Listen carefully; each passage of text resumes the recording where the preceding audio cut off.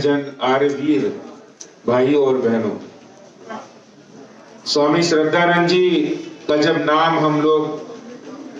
उच्चारण करते हैं और उनके जीवन परिचय के बारे में जिसको पता है, वो एक निर्भीक देशभक्त के रूप में उन्होंने स्वतंत्रता आंदोलन में हिस्सा लिया। उस समय जब अंग्रेजों के खिलाफ निर्भीकता से बात करना हर किसी के लिए संभव नहीं था, उस समय उन्होंने अंग्रेजों के खिलाफ बात कही, आंदोलन किया। और मैं मानता हूं कि आज जो ये कार्यक्रम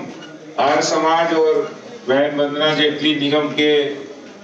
सहयोग से हो रहा है, मैं उनको भी इसके लिए बधाई देता हूं, क्योंकि आने वाली पीढ़ियां हमारे महापुरुषों के बारे में जाने और उनसे प्रेरणा ले कि हमें भी इस ओर किस तरह उन्होंने अपने जीवन को बलिदान किया, किस तरह उन्होंने अपने जीवन की यात्रा में देश को सर्वोपरि माना है। और कई बार ऐसा लगता है कि हम बहुत से काम अपने जीवन में, अपने सामाजिक जीवन में करते रहते हैं और उन कामों का समाज के ऊपर क्या प्रभाव पड़ता है, हमारे काम से समाज में कितना परिवर्तन आ रहा है या समाज को हम दिशा देने का काम कर रहे हैं,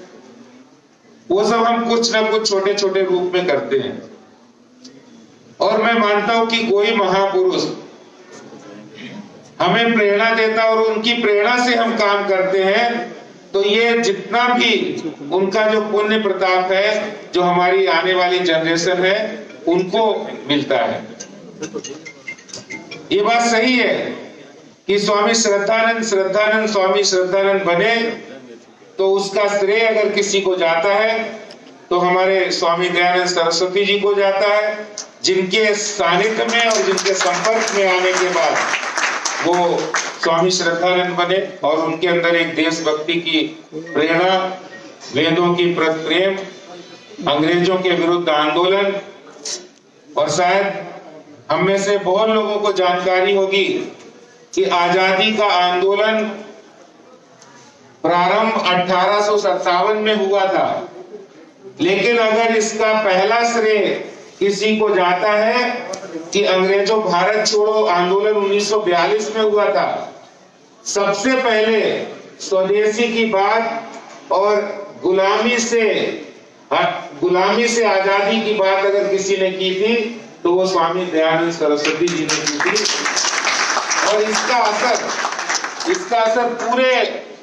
आर्य समाज के काल में, जिस कांग्रेस ने आजादी के आंदोलन को एक राजनीतिक जन आंदोलन बनाया और उसमें सबसे अधिक अगर भूमिका थी किसी की, तो वो आर्य समाज को मानने वाले, स्वामी दयानंद जी को मानने वाले सब आर्य समाजी लोगों की थी। और उन्होंने स्वतंत्रता आंदोलन में बहुत ही महत्वपूर्ण योगदान दिया है, चाहे वो लाला लाजपत राय हो, स्वामी श्रद्धानंद जी हो। पूरे देश के अंदर बंगाल से लगाकर पंजाब में जो स्वतंत्रता का ज्वार है, वो आर्य समाज के कारण उसमें तीव्र गति और बहुत मुखर विरोध हुआ था। और इसीलिए जब रोलेट एक्ट अंग्रेजों ने लागू किया, रोलेट एक्ट के अंदर आपको शायद पता नहीं होगा, उस समय जलियांवाला बाग कांड हुआ था, उसी समय की बात है। और रोलेट एक्ट के अंदर ये था प्रावधान जो कहते हैं कि वकील भी हमारा, गवाही भी हमारी और फैसला भी हमारा। तो अंग्रेजों ने कह दिया कि आप वकील भी नहीं खड़ा कर सकते हो अपना। तो इस तरह का जो अत्याचारी कानून था, जिसका पूरे देश में विरोध हुआ था, उसका मुखर विरोध अगर कहीं से प्रारंभ हुआ था तो सबसे पहले दिल्ली में स्वामी श्रद्धानंद जी ने 1919 में रोलेट एक्ट का विरोध किया। तो जब हम चंद्रशेखर आजाद का नाम लेते हैं, शहीद भगत सिंह का नाम लेते हैं, लाला लाजपत राय का नाम लेते हैं और मदन लाल ढींगरा का नाम लेते हैं, उधम सिंह का नाम लेते हैं, शहीदों के नाम लेते, जिन क्रांतिकारियों के नाम लेते, तो मन के अंदर एक, शरीर के अंदर स्फूर्ति आती है, एक ऊर्जा आती है, ऊर्जा का संचार होता है। तो इन क्रांतिकारियों की, इन बलिदानियों की, इन राष्ट्रभक्तों की, जो हमारी, जिनके हम नाम लेने से हमारे शरीर के अंदर इतनी स्फूर्ति आती है, आप ये समझिए कि आज से लगभग 94 साल पहले, आज 94 साल के बाद हम उनका नाम, उनका इतिहास और उनके जीवन के बारे में जब पढ़ते हैं, तो हमारे हृदय के अंदर, हमारे शरीर के अंदर तरंगें उठती हैं। तो उनके पास जब उस समय कोई मौजूद होता होगा, तो उनको कितनी ऊर्जा मिलती होगी, आप इसका अंदाजा लगा सकते हैं। उन्होंने कभी अपने कैरियर की परवाह नहीं की, वकालत करते थे, बहुत अच्छी वकालत चलती थी, चाहते तो वकालत कर सकते थे। क्या उनके जीवन में, किसी के जीवन में क्या है, देश में क्या हो रहा है, समाज में क्या हो रहा है, लेकिन उनके अंदर एक दर्द था। जैसा विनय जी ने जिक्र किया कि उन्होंने जो सेंसस का जब देखा कि सेंसस में इस तरह के गलत आंकड़े और आगे आने वाले समय में देश की क्या स्थिति हो सकती है, तो यह आग, मैं आपसे कहना चाहता हूं, ये आग हमें जलानी पड़ेगी। और आज मैं मानता हूं कि अपना भारतवर्ष के ऊपर ईश्वर का आशीर्वाद है, परमपिता परमात्मा का आशीर्वाद है कि तमाम कठिनाइयों के बाद हमारा देश आज भी सांस्कृतिक राष्ट्रवाद के अंदर बंधा हुआ है और आगे बढ़ रहा है। आपने सुना होगा, इकबाल ने एक शेर लिखा था, बहुत सालों की हम लोगों की गुलामी, अंग्रेजों की गुलामी हो, मुगलों की गुलामी हो, और उसके बाद भी वो हमारी संस्कृति को नहीं मिटा पाए, हमारे धार्मिक अनुष्ठान को नहीं मिटा पाए, मिटाने की कोशिश बहुत की है। अभी मैं अयोध्या गया था,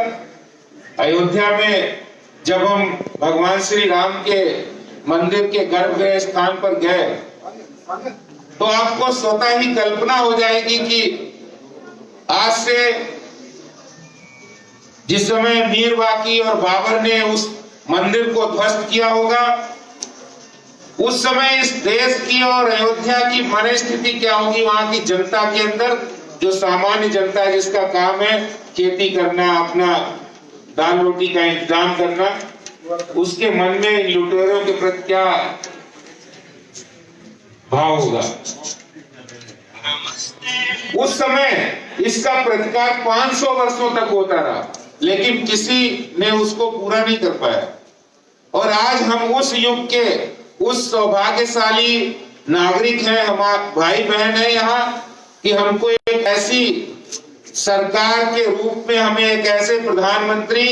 नरेंद्र मोदी जी मिले हैं, जिन्होंने इस देश की 500 वर्ष पुरानी समस्याओं का भी समाधान निकालने का काम किया है, जब अयोध्या में भगवान श्री राम का मंदिर बनने वाला है। जब कश्मीर से धारा 370 समाप्त हो गई है, जहां पर वो लोग कहते थे, जो सरकार में थे, वो कह रहे थे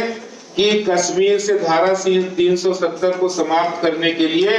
आपको 100 जन्म लेने पड़ेंगे। आप देखिए, 370 सिर्फ 370 नहीं है, 370 नहीं है। वो इस देश के अंदर कश्मीर को किस तरह से अलग किया जाए देश से, तो कश्मीर से भारत को अलग करने की धारा थी। और हैरानी तब होती है जब ये काम देश की सरकार ने किया हो, किसी सरकार ने किया हो जिसने संविधान को माना हो। वही सरकार ये कानून बना रही है कि धीरे धीरे धीरे धीरे मीठा जहर देते रहो, भारत का पैसा जाए और कश्मीर से धारा 370 समाप्त हो। और 370 समाप्त होने के कारण वहां से बहुसंख्यक हिंदू समाज कम हुआ, कश्मीरी पंडित वहां से गए, और जो लोग वहां रह गए उनका किस तरह से शोषण हुआ, ये हम सब लोगों ने देखा है कि वहां पर जो वाल्मीकि समाज के लोग रहते हैं, वो सिवाय सफाई करने के सिवा और कुछ नहीं कर सकते। पूरे देश के अंदर अगर कोई वाल्मीकि समाज का व्यक्ति पढ़ लिख के आगे आना चाहता है, तो वो IAS ऑफिसर बन सकता है, वो कोई भी बड़े से बड़ा ओहदा उसको मिल सकता है, लेकिन कश्मीर में संभव नहीं था। कश्मीर में महिला अधिकारों का पूरी तरह बंदिश थी। 370 के कारण वहां पर महिला अधिकार भी नहीं प्राप्त थे, महिलाओं का शोषण था। तो 370 बनने से कश्मीर भारत के अभिन्न अंग बना। और आपने अभी देखा होगा कि DDC जो इलेक्शन हुए जिला पंचायत के,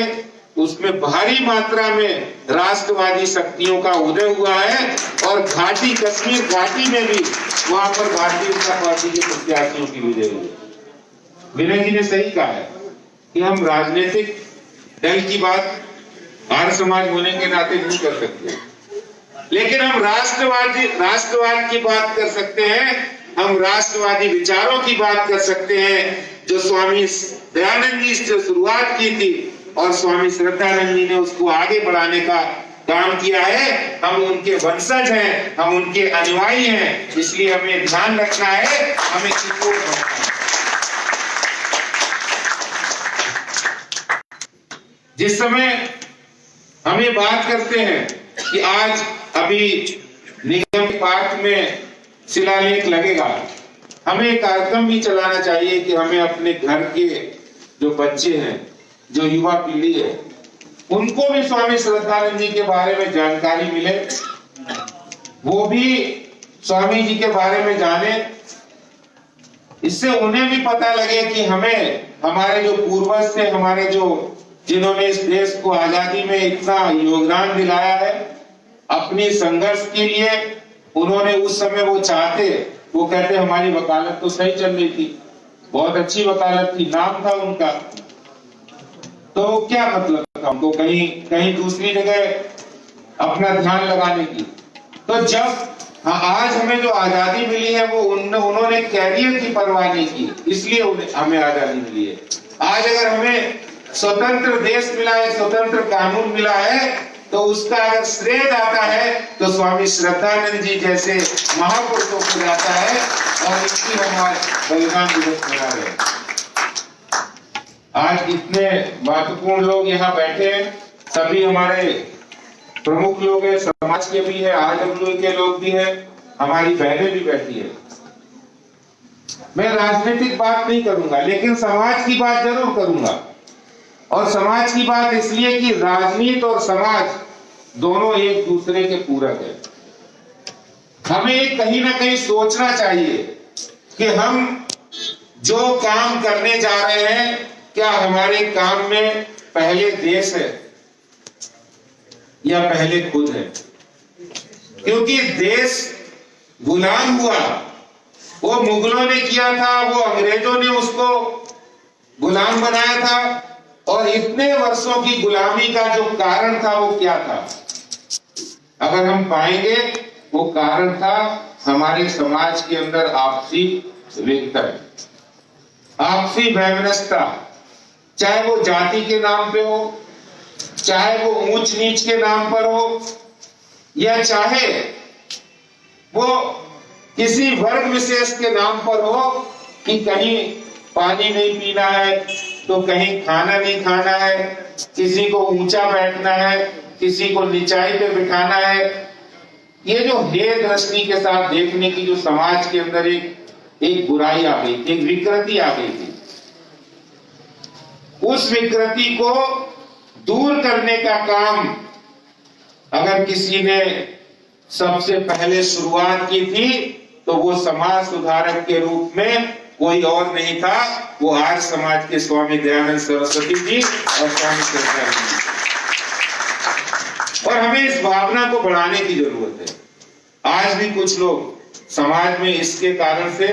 वो जाति व्यवस्था के कारण से, या फिर किसी न किसी कारण से भेद पैदा करना चाहते हैं। और इसी विघटन के कारण, इसी भेद के कारण जब विदेशियों ने इसका फायदा उठाया, आज बड़ी मुश्किल के बाद, बहुत सारे हजारों लाखों क्रांतिकारियों के बलिदान के बाद, हजारों लाखों ऐसे महापुरुष जिनका नाम भी हम नहीं जानते, उनके बलिदान, उन्होंने अपने जीवन को इस तरह से निछावर कर दिया। किसी ने तो एक बार में निछावर किया, किसी ने दीपक की तरह तिल तिल कर बलिदान दे दिया। वीर सावरकर जी का नाम है। तो स्वामी श्रद्धानंद जी भी, उनको अगर सही हमें वास्तव में श्रद्धांजलि देनी है, सही पुष्पांजलि देनी है, तो हमें कहीं ना कहीं अपने जीवन के कोने में वो आग को जलाकर रखना होगा कि भारत हमारे लिए प्रथम है, देश हमारे लिए पहला है, हम सबसे आखिर में है। अगर ये भावना हम लोग अपने अंदर पैदा करने में सफल होते हैं तो मैं मानूंगा कि स्वामी श्रद्धानंद जी का जो बलिदान है वो व्यर्थ नहीं जाएगा, वो सार्थक सिद्ध होगा, स्वामी श्रद्धानंद जी का बलिदान। और आज ये सब लोग जो लोग बैठे हैं वो इसी बात को मानने वाले हैं, जानने वाले हैं। और इसीलिए हम अपने जीवन में जब धार्मिक अनुष्ठान करते हैं, कोई ना कोई अपने दिल के कोने में, अपने हृदय में भगवान को, ईश्वर को विराजमान करते हैं, तो हमारी जो सबसे पहली भारतवासी यही सोचता है कि हमारा देश सशक्त रहेगा, हमारा देश विकसित रहेगा, हमारा देश मजबूत बनेगा, तो सब हम भी सुरक्षित रहेंगे। और हम सुरक्षित रहेंगे तो आने वाली जो पीढ़ियां हैं वो भी सुरक्षित रहेंगी और वो धर्म के रास्ते पर, सच्चाई के रास्ते पर चलती रहेंगी। और मैं ये मानता हूं कि स्वामी श्रद्धानंद जी का बलिदान वास्तव में व्यर्थ नहीं गया है, कि आज इतने दिनों के बाद, इतने सालों के बाद, चाहे देश की आजादी को सन 47 में आजाद हो गया हो, लेकिन अगर सही आजादी किसी कोई कह सकता है तो वो मिली है जब 2014 में प्रधानमंत्री नरेंद्र मोदी जी बने थे। और आज पूरे देश के अंदर एक नहीं अनेक पुरानी समस्याओं का अंत हो रहा है और धीरे धीरे करके नरेंद्र मोदी जी इस देश के अंदर एक क्रांतिकारी परिवर्तन करने वाले हैं और कर रहे हैं। और मैं मानता हूं कि आप सब लोग भी इस बात को मानते हैं और हम सब लोग भी आगे चलकर इसी तरह से देश को मजबूत करते रहेंगे। मैं आर्य समाज को और नगर निगम को बहुत बहुत बधाई, शुभकामनाएं, शुभेच्छा देता हूं कि स्वामी श्रद्धानंद जी के जीवन के बारे में हम लोग आगे जानेंगे, हमारी पीढ़ियां उनको हम लोग बताएंगे, जिससे कि हम लोग उनके बताए रास्ते पर चलें और देश को मजबूत बनाएं।